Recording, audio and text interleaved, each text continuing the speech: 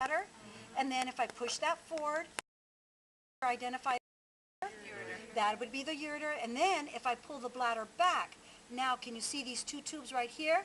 That would be the ureter, and then here's another one right here, the ureter. Do we have shorter up front? Okay, yeah, so here's bladder, and then here's uterus, and then if I pull this, this is the rectum back here. So it's bladder, uterus, rectum. And then here you can you see the two babies in there? Remember how they have the long uterine horns because they have litters. So in this one you can see two beautiful kitties. And then over here at the very end of this, this is where you see right here, this is the ovary. And then can you see this tissue on top of the ovary right there? That little hood on top? Those are the fallopian tubes. And then over on this side, here's the other uterine horn, right, coming up. And then over here is the other ovary. And right there, can you see that? Right there, that little round structure.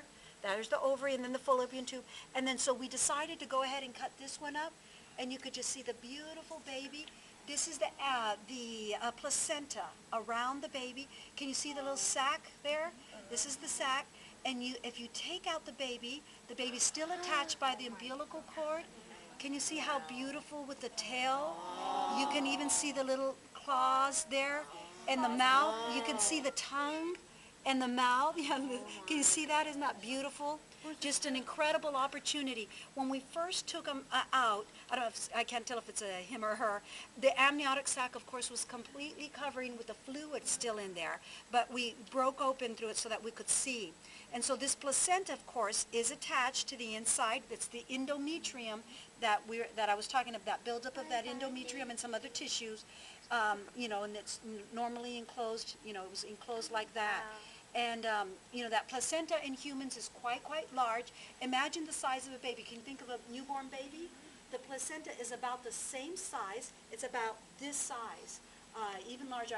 The reason I've seen it, my first you're not aware that after you have the baby, you continue pushing because you have to push out the placenta. But normally, you're there with your baby, you aren't aware of it. So I remember being there with my Patricia, my little baby, who's the most beautiful baby in the world. And then I heard out of the corner of my ear, I heard the nurse saying, take the placenta and put it, throw it away because they have a special place where they have to dispose of it because it's human tissue. And I said, no, wait. So there I am with the baby. I said, can you bring it over here? So they bring it over to the side. And it's this bucket, and it is, I'm not kidding, it is as big as the baby, a little bit larger than the size of the baby, because that's where all the nutrients, are going through, building up in there. You didn't notice that because you had good drugs, that's why. I didn't. I noticed in there. I was lucky. I didn't have any drugs, so that's probably why I noticed it. I was really lucky. I didn't have to do the drugs. Can we get another female, because I need